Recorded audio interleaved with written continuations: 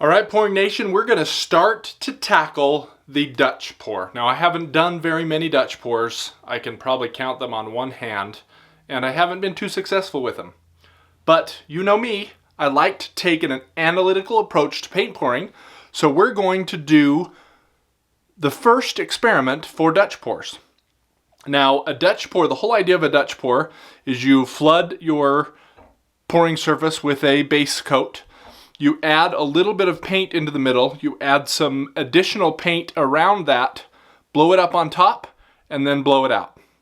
Now, I don't have a hair dryer that I can use right now, so I'm just going to do it with my mouth, and therefore I'm doing it on these little 3x3 or 4x4 tiles that I got from Lowe's or Home Depot. I can't remember where it was from. So the important part about this is, one, you're going to use a mixture that is way, way, way thinner than you'd normally use. You can make it any way you want as long as it gets this thin. Obviously, if you choose a different pouring medium, you're going to get different results. I am using paint and water, nothing else. This is just paint and water, and it's going to be hard to see for this white, but if I drizzle it in, it's kind of leaving a dip and then going away. So this is very, very thin. Let me show you one of these other colors. This yellow here. See how it's not even making a mound. It's immediately going underneath or integrating immediately. And all of my colors are this thin. They are pouring medium and water. That's it. Sorry. Paint and water. That's it. Nothing else. Very thin. The Dutch pour technically is very easy. But because your paint has to be the exact consistency, sometimes it's very hard to get the consistency, and therefore a lot of people have trouble with it. And that's why I'm going to say, you know what? Today I'm probably going to fail. But guess what? In this failure, I'm going to learn, and the next time's going to be better. And hopefully you've learned some things so your first time or your next time can be better. So let's get to it. All right, so let's get the first one going. Again, we're going to flood our painting surface.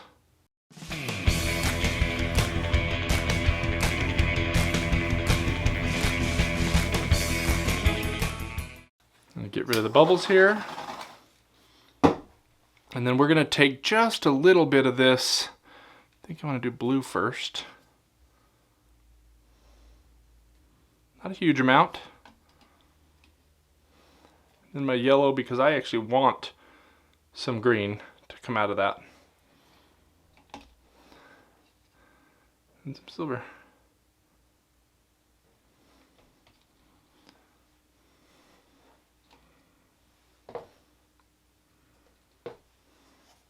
And again, we're going to put our base coat around the sides here.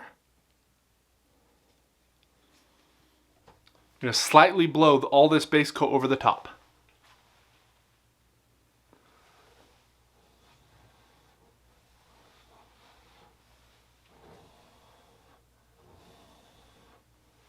And then we're going to blow it through.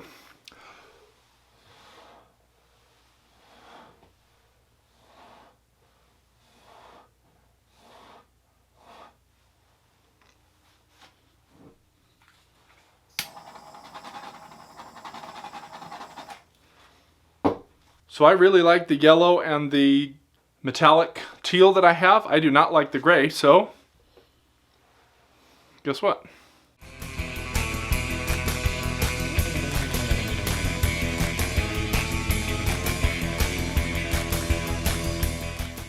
So again, I thought I was going to fail, and I did fail, but you know what? I learned some stuff. I learned that we can get some pretty cool white cells here with this. I learned that I don't like the silver at all in this mixture, and that the yellow and the teal are making some pretty colors, so we will try that over here.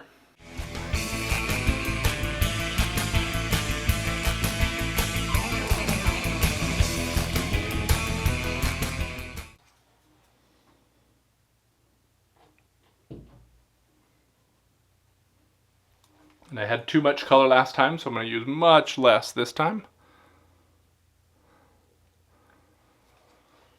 And I liked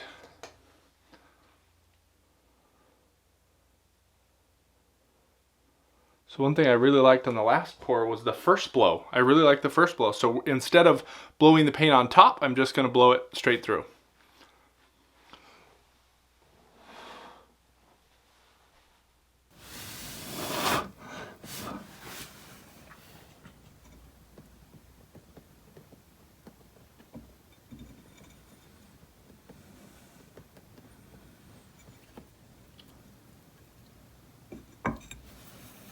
Now I have just enough paint to do another pour, and I didn't like this one at all, so we'll just scrape this off.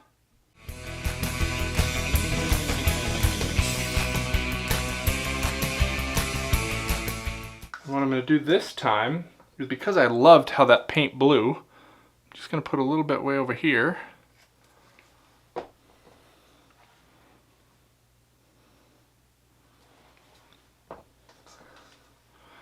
We're only going to blow that direction.